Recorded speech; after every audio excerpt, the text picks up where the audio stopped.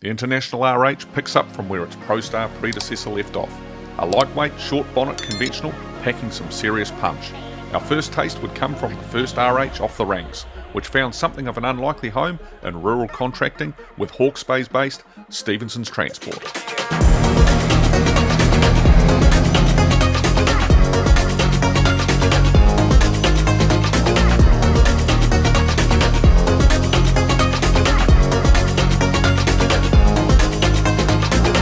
2023 is the company's 87th year in business, and its association with the international product goes back to the earliest days, when Septimus James Edward and Mary Stephenson started the business in 1936.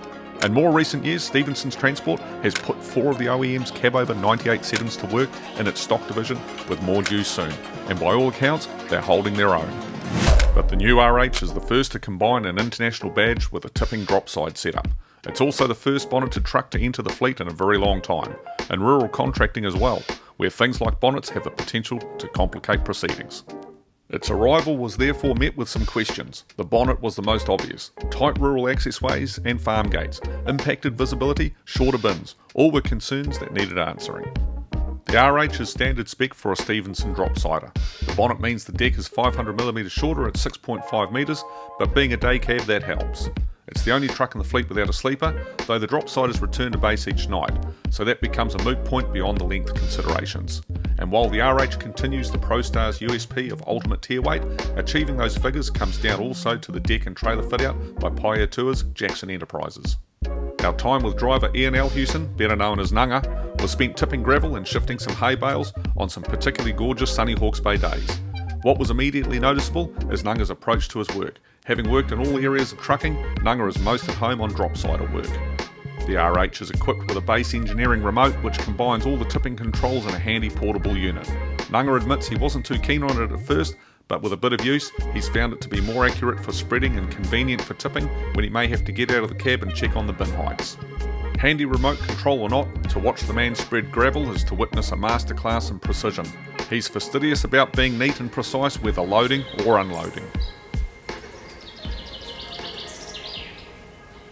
A full 30-tonne load from Hutt's Quarry allows us to stretch the RH's legs along some of the typical rural Hawke's Bay roads on which it will spend much of its time. Like its ProStar predecessor, the RH moves down the road with an almost sporty edge. Nanga sure is a master of impeccable gear shifts, conducting the Road Ranger to keep the X15 in its maximum torque band, and very rarely ever stretching it to maximum peak power. Low-down torque delivery is strong, pulling cleanly to the crest of not so insignificant climbs from as low as 1000 RPM. Fuel efficiency currently sits at 2.2 km per litre.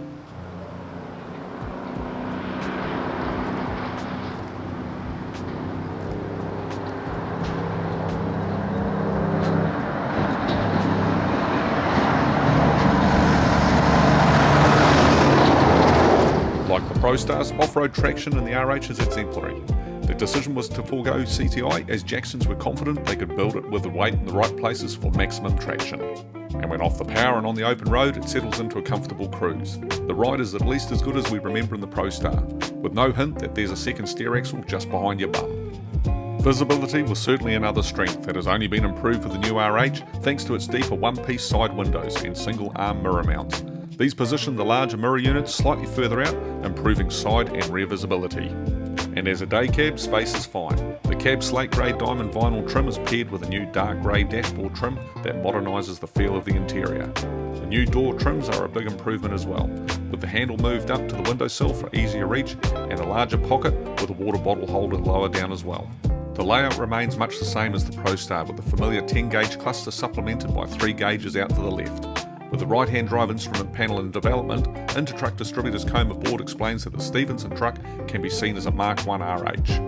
Suffice to say, anyone who's ever piloted a ProStar will be right at home and slightly more comfortable in the new RH.